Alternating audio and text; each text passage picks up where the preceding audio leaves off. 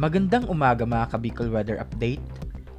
Para sa ating weather update, December 21, 2020, kahapon ay tuluyan ng lumabas ng Philippine Area of Responsibility ang tropical storm na si Vicky.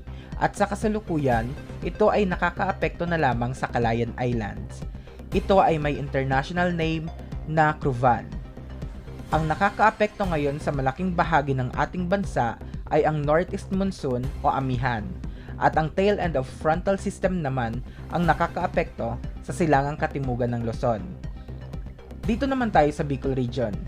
Sa Bicol Region ay ang tail end of a frontal system pa rin ang patuloy na nakakaapekto, kaya asahan pa rin ang maulap na lagay ng panahon na kung minsan ay may kalat-kalat na pag-ulan, lalo na dyan parte mga ka-Bicol Weather sa Legazpi City.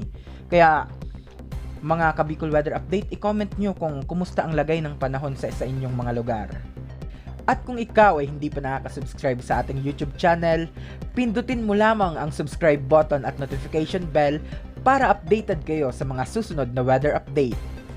Sa magiging lagay po naman ng ating panahon sa araw na to, dahil pa rin sa epekto pa rin po ng ating northeast monsoon dito po sa Cagayan Valley, patuloy na maranasan ng maulap na kalangitan na may mga pag-ulan. At dito naman po sa Bicol Region, ganyan na rin po sa probinsya ng Aurora at Quezon, maranasan naman po natin ang maulap na kalangitan na may kalat-kalat na mga pag-ulan at mga thunderstorms. Dito naman sa Puerto Princesa o sa isla ng Palawan, maranasan naman ang maliwalas na panahon na may posibilidad pa rin ng mga isolated thunderstorms. Samantala, sa Calayan Island, dahil nakataas nga po ang ating signal number 1, maranasan pa rin ang mga pag-ulan na may mga pagbunsyon ng hangin. At sa Metro Manila naman at sa nalalabing bahagi po ng Luzon, magkakaroon tayong maliwalas na panahon. Subalit maulap pa rin na may mga mahihinang mga pag-ulan pa rin ang ating inaasahan dito pa rin sa Metro Manila at sa nalalabing bahagi po ng Luzon. Dito naman sa Tuguegarao City, ang ating temperatura posibleng maglaro po sa pagitan ng 21 hanggang 26 degrees Celsius. At dito sa Tagaytay, ang ating temperatura maglalaro po sa pagitan ng 22 hanggang 28 degrees Celsius. Sa Baguio City, medyo may kababaan, malamig pa rin ang ating panahon, maglalaro sa pagitan ng 15 hanggang 19 degrees Celsius. Sa Lawag, 25 hanggang 29 degrees Celsius. Metro Manila, medyo magiging mainit pa rin, may kainitan pa rin ang ating temperatura, 23 hanggang 31 degrees Celsius. Legazpi City, 24 hanggang 30 degrees Celsius. Ganyan rin dito sa Calayan Island at sa Puerto Princesa, 24 hanggang 31 degrees Celsius. At dumako naman po tayo dito sa Kabisayaan. Dito sa buong Kabisayaan,